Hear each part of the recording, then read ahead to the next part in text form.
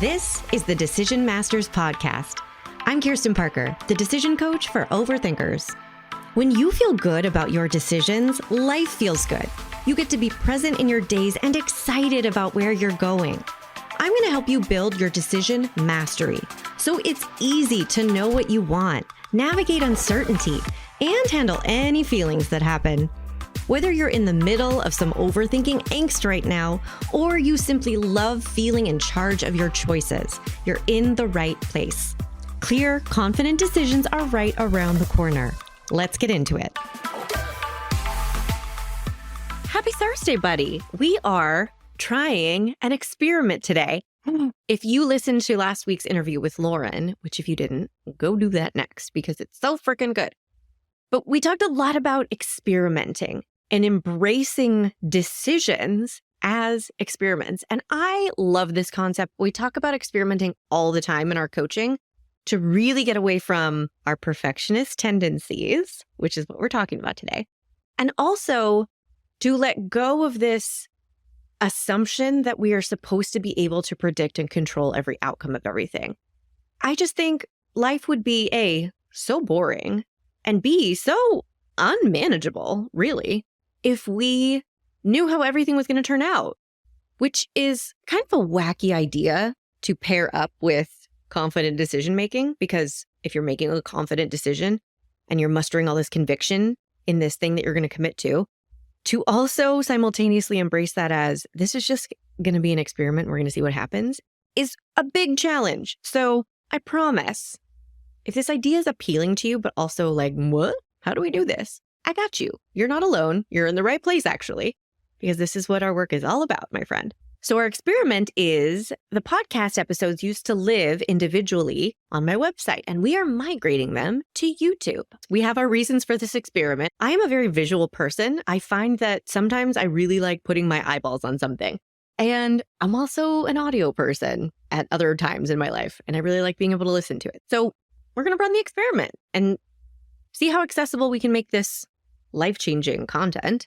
And I don't know, if we need to make a new decision in the future, we will. That's how we roll. Let's get into today's decision style that we're exploring. So a few episodes ago, I started a series that then I interrupted, and now I am resuming. Can you tell? We just run experiments all the time here. But we started a series on exploring each of the decision styles. And if you don't know your style yet, or you want to get tips on how to make the most of it, go to kirstenparker.com/quiz and take the decision style quiz. You'll find out your default. Which of these styles is running more of your life than maybe you want, maybe than you even realize? We're going to talk about perfectionism today.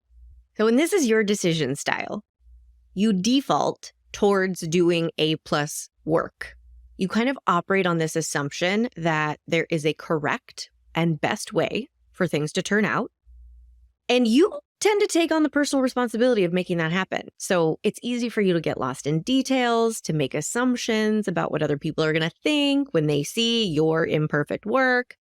On some level, you might even be basing your happiness and self-acceptance on how perfect you think you're being day to day. So in essence, there's kind of an A+ switch that gets pressed every single time you go to do something. And you don't really have to think about it. You don't really make a conscious decision about, I'm going to work really hard at making this good. It's just where you tend to go. Now, we get what this means when it comes to physical tasks and projects that we're working on, because we know we can let perfectionism add tons of extra time and stress to presentations that we're putting together, building a web page, putting together a marketing post. Like, raise your hand or raise an eyebrow if you're driving. If you've ever accidentally spent a half an hour picking out a new image for a slide in your PowerPoint presentation, or scrolling through Canva to find a new font, whoopsies, I for sure lost a lot of time to those things. Because we care, because we want things to be perfect some of the time. And some of the time, it feels like we can't help ourselves, right? So I want to just point out a few other ways that this perfectionist tendency might be showing up in your daily decisions, because we have to understand where this default is working for you versus where it's causing problems. And some of this stuff might not be that obvious. So when you're perfectioning, you can turn things that could have been fun into angsty, pressury chores. Let's say you want to throw a party, right? Not that I was just talking to my own mom who is hosting like 50 people at their house this weekend. So this example might not be coming from nowhere. BHH, bless her heart. She is angsting.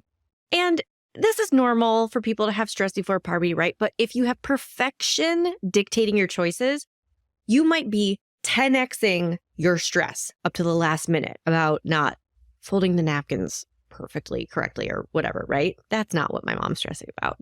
Or if you're just getting ready for a party or an event of any kind, could that be fun? Maybe. Could it be stress-free? Definitely. But if you spend hours changing outfits and hairstyles, you're probably stressing yourself out, right? And we can see where this comes from, the perfectionist origin story of assuming there's a correct answer. There's a right choice, and you need to get it perfect. And until you get it perfect, you have to keep going. You have to keep working. The other thing we want to just call some attention to, if this is happening in your life, we just want to breathe and notice it, is if perfectionism is limiting your experiences or even the opportunities that you see. Let's say you get invited to an event where you're going to see someone you admire speak, or you could potentially meet someone, a mentor, an investor, a potential customer, a soulmate, or you could just take a break and get out into the world because you haven't left your house in 4 days and you've been working nonstop for 6 weeks and you've said out loud, I need to take a break. And someone has conveniently invited you to a thing where you could take a break.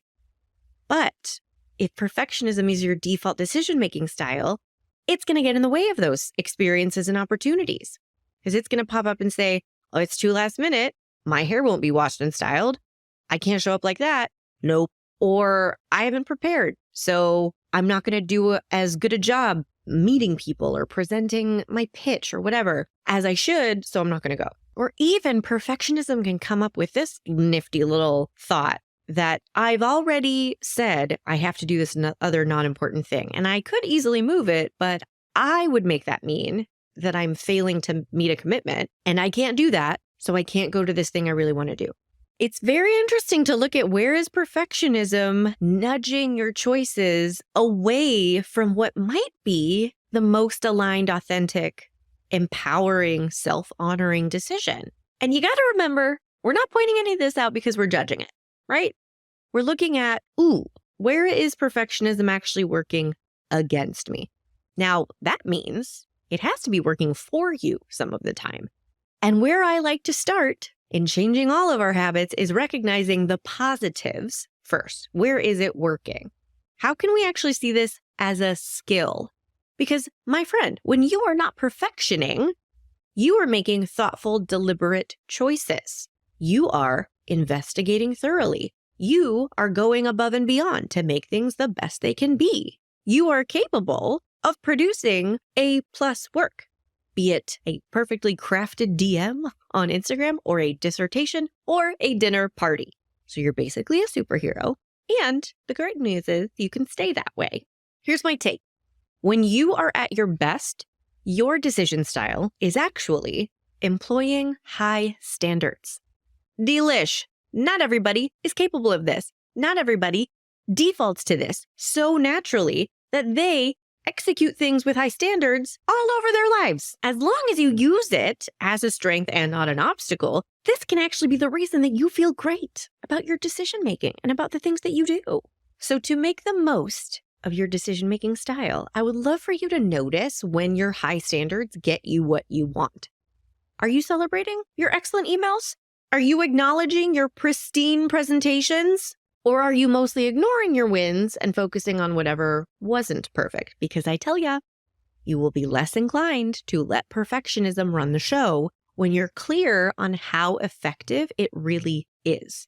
When your extra efforts pay off and you're happy with the process and the results, you got to acknowledge that, oh my gosh, I made that pretty perfect and it was worth it. And I like that. Okay. This is also going to help you notice when those high standards weren't necessarily necessary. This is the feeling we get after we lose the half hour to the Canva fonts or the PowerPoint image. We get done perfecting that stuff and we're like, that didn't need to be that perfect. I'm never going to get that time back, right? So that's what you're going to start doing. You're going to start taking more control of your default perfectionist decision making. And you're going to do it by using the perfection scale. So I literally want you to start asking, how perfect do I want this thing to be on a scale from 1 to 10? Ideally, you do this before you start something, but it's absolutely fine to start slow and get 5 hours into a project that you wanted to take 1 hour and then recognize, oh, dang, I'm perfectioning this. And then ask, how perfect do I want to make it? 1 to 10. The more you ask yourself this question, the more you're going to realize when 10 out of 10 perfect is not what you genuinely want. Napkins folded, font on the Canva. I don't think we actually care that much. Now, you might initially have difficulty with this. It can take some time to get comfortable with the idea of saying, I want to make this 7 out of 10 perfect. What is 7 out of 10? Like a B minus? Like, oh, blasphemy. But we have to be honest because you want to be able to give that A+ effort on purpose when something deserves it. And I did this with a client recently too, and it was really helpful for her to go through something upcoming in her week where she recognized, oh, I might lose a lot of time to that. And we asked, okay, how perfect do you want it to be? And she was like, I need that to be like a 4 out of 10 perfect. And you know what we did? We asked why. Why does this only need to be 4 out of 10 perfect? And she gave herself her criteria. Here's what's going to get it to 4 out of 10. It's going to do this. It's going to do that. It's going to do this. Everything above that, the perfecting the fonts, the perfecting the images, the rehearsing 4 times in a row, that would make it 10 out of 10 perfect. And we do not need to do that. Permission granted, right? Now, another thing she was looking ahead at in her week, she did say, I want that to be 10 out of 10 perfect. And here's what that means. And here's why. There's so much clarity. There's so much empowerment when you can wave your wand and look at your life and all of the things that you're taking on and wield this perfection scale like a superpower and just decide this needs to be 10 out of 10. That needs to be 4 out of 10 perfect. But bam, I'm in charge here. And what we're shooting for is that 10 out of 10 perfect becomes the exception, not the norm. So I would love for you to try this in your real life. Look ahead at the week coming up and ask the same questions we did in this client session. Ask, what am I going to potentially lose time on perfecting? And how perfect do I want that thing to be? 1 to 10. And ask why. You're allowed to make things 10 out of 10 perfect. That's, I think, the bad rap that perfectionism gets that I really want you to claim as a superpower is you're great at making things excellent. You are great at employing high standards. So use that skill discerningly, but carefully. Make things 10 out of 10 perfect when you want. And I promise, I'm speaking from experience here, it will feel so delicious to decide consciously, this thing has to be 4 out of 10 perfect. And when you get to 4 out of 10 perfect and you shut the computer and you walk away, all that stuff that would normally bother you, that it's not perfect and the font and the colors and the doesn't matter because you're giving yourself the gift of your time back. You're giving yourself the gift of saved energy, redirected energy to more important things. You're giving yourself the gift of agency because you get to decide what you're doing with your time instead of losing 5 hours to something and then beating yourself up for it. Oh, no, thank you. So I cannot wait for you to start using this immediately. Please tell me all about it. Tell me everything. If we're friends on Instagram at KP Coaching, send me a message, make it imperfect. And if we're friends on TikTok at The Decision Coach, send me a message there. And as of today, we can be friends on YouTube if you want to. So win, win, win, win, win. You can go check out my channel there. Just search Kirsten Parker. It's the easiest way. You can also go to youtube.com/@decisioncoach. It'll be in the show notes.